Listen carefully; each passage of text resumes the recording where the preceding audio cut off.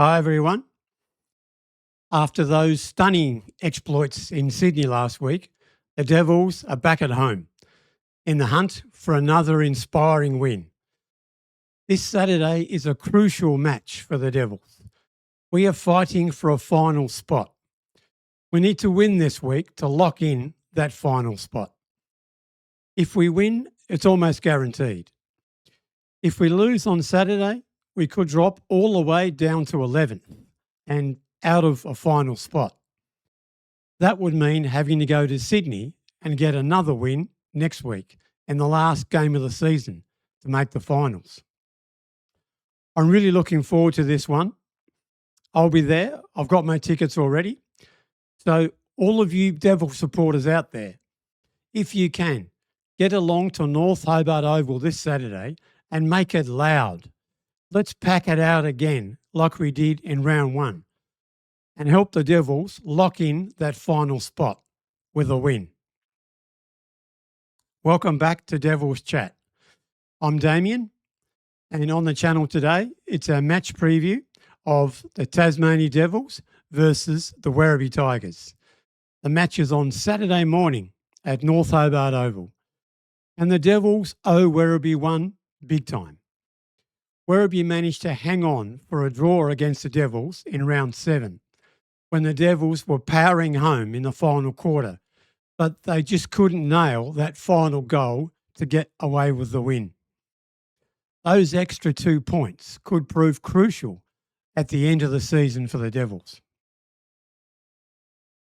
So let's talk about the game on Saturday and the form guide. Werribee are second on the ladder and the Devils are 6th. You can see how tight that is, from 6th all the way down to 10th, only separated by 2 points. Werribee have only lost 3 games all year, and they have won their last 9 games. Yes, 9 in a row. That's a pretty good winning streak. In fact, the game before that winning streak started was the game against the Devils way back in round 7, that amazing draw. That seems ages ago. So they haven't lost since round 6, and now we're into round 20. So Werribee are really flying. But, I say but, because there's one incredible stat about Werribee this season that nobody is talking about. A stat that means they may have not passed a big test yet. That is, out of Werribee's 16 games this year, 15 of those games have been in Melbourne. 15 out of 16 in Melbourne. They've had it pretty easy. It means they've only travelled once, only jumped on a plane once, or only slept in a hotel room once. And that was all the way back in round 1, where they went to the Gold Coast and they played the bottom team. And they struggled. They just got over the line against the bottom team on their only away trip this year. So that tells me that Werribee will probably be out of their normal routines this weekend, out of their comfort zone, not having travelled for 4 or 5 months. It's a real opportunity for the Devils. The other interesting stat this week is that Werribee have already locked in second spot on the VFL ladder. They can't go higher or lower than second. 2 wins or 2 losses, it doesn't matter. Second is already fixed for them. So maybe, just maybe, they don't have as much to play for as what the Devils do. I mean, they can't gain anything out of this week ladder-wise, but they could pick up injuries to key players, which might affect their finals campaign. That does sometimes have an effect on the brain. Deep down, maybe you don't go as hard as you might if there's nothing much to gain and if you want to look after your body. Whereas the Devils, they will be full on at it, fighting for a final spot. That's another opportunity for the Devils. Let's cast our eye to some of the players to watch this week. Last week, the Devils dominated in the ruck contest because Sydney basically didn't have a recognised ruckman. The Cam Owen and Aidan Begg had it all their own way, and they got their hands on the ball at the taps almost every time. But this week, it will be totally different. Werribee's ruckman is the leading ruckman in the VFL, the Big Canyon, a Yang Lul Mon. He dominated against the Devils last time and gave his midfield a dream run. Those midfielders who hurt the Devils last time were these three guys: Dominic Brew, Charlie Azzaro and Louis Pinnock. Those three all played really well against the Devils in round 7. And some players to watch for the Devils this week, I can't go past Harry Brereton. He put on a show in the third quarter last week for the Devils against the Swans. He did some freakish things. This week, it's his first game at home in front of his home crowd, in front of his friends and family. I think he's going to be fired up and ready to show what he can do.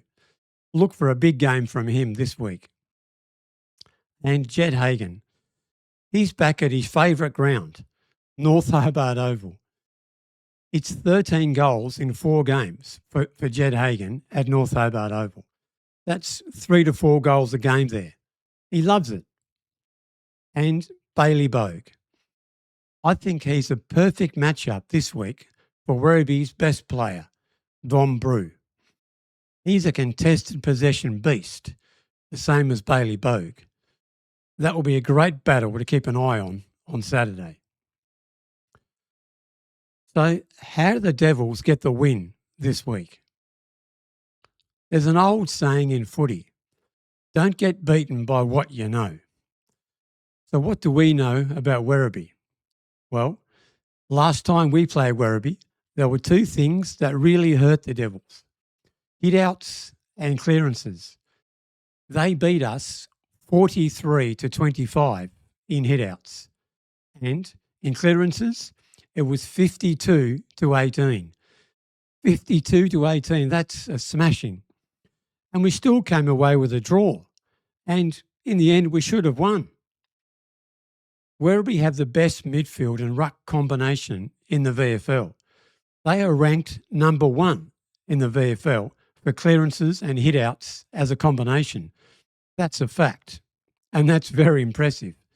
So I'm sure the Devils this week, the midfield group, will have watched some video and working out how they can intercept the taps of the Werribee ruckman and how they can negate the powerful Werribee midfield. Because at North Hobart Oval, on a small ground, we know how important it is to win the clearances, especially centre clearances. The message from the Devils coaching staff at halftime last week was stick to the processes. And look what happened when they stuck to those processes. They came out after halftime and kicked 9 goals and held Sydney scoreless. I'd say that's a process and a half. The Devils have had some really big quarters this season where they've just blown away their opposition, like last week, 9 goals against Sydney. They also had 9 goals against the Suns, 9 against Sandringham, and 8 against North Melbourne. So when they get those processes right, they can be very dominant. So for this week against Werribee, it's simple, right? Stick to those processes, lads. Okay, so let's talk team selection for this week. It was a great performance last week in Sydney by the Devils. Everybody played their role. So it's very hard to see any changes for this week. But if we are looking for consistency at local level, then Max Gapin again had another great game last week. That's 3 or 4 in a row now for him. He's banging loudly on that door for an opportunity. And there's also a few others who are putting in consistent performances at local level, the likes of Lucas Wotton, Sam Green, Patrick Walker and Josh Wolf. But honestly, I don't see any changes this week for the Devils from a side that performed so well last week in Sydney. Would you make any changes this week or would you keep it the same? Let me know in the comments. All right. That fantastic win in Sydney last week has got my confidence levels back up again. I mean, I think I was a 2 out of 10 last week and we won easily.